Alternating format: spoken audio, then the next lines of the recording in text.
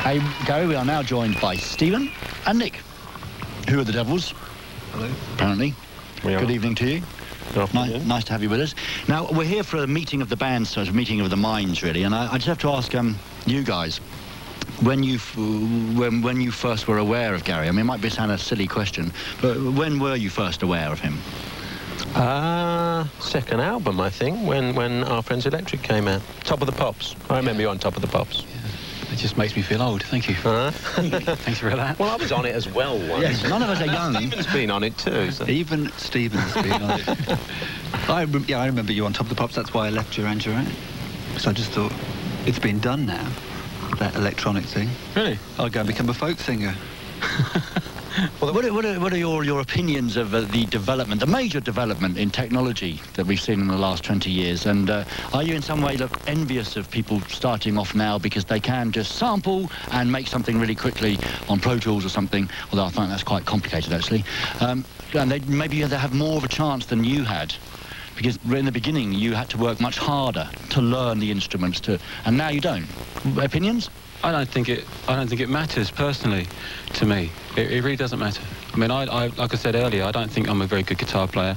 I know I'm not a very good keyboard player, and I know I don't sing very well, and it hasn't held me back at all. And the thing about sampling is that it's quite possible to sample a few bars of somebody else's track, if that's what you want to do. I actually think that's a very poor use of a sampler. It's far more creative than that, and I think the sampler's got a bad name because of that kind of thing.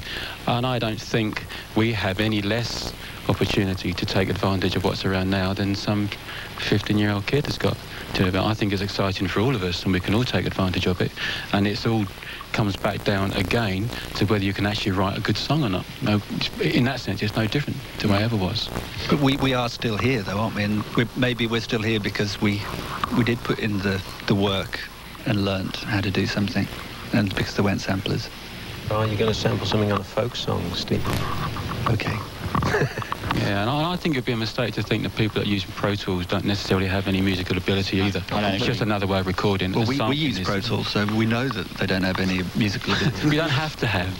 But there is no reason at all that somebody can't pick up a guitar and learn how to play it and record it into Pro Tools. Absolutely. Yeah. You know, it's no different whatsoever. It's just another tool that we can all make use of.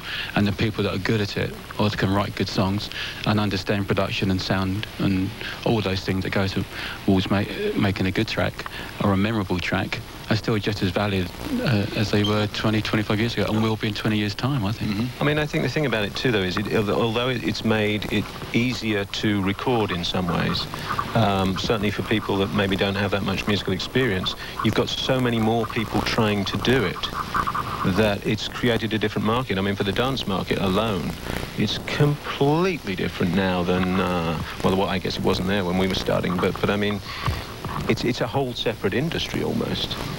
I mean, as Gary said, people that are writing songs, you've still got to write the song before you put it in the Pro Tools, otherwise, you know.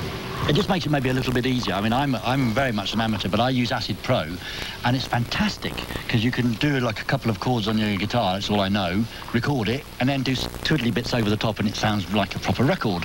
So it's probably, it excites me anyway. Don't tell everybody. Is that, no, of course, it takes years of experience to manage to come up with that. But if you listen to music, 25 years ago, there were plenty of songs in the chart that was little more than a man just picking up a guitar and strumming 3 songs.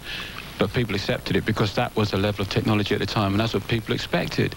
That was the current standard, if you like, but things have moved on. Yeah, it's funny when you listen to things now that you think were completely in time when you heard them, and everyone was playing really well, and you think, God, that sounds so out of time now, because everybody's so used to Pro Tools and clicks and bars and time things. Frame. Yeah, exactly. I think we've quite comprehensively come to a consensus on that point, just like the United Nations. So, there we go.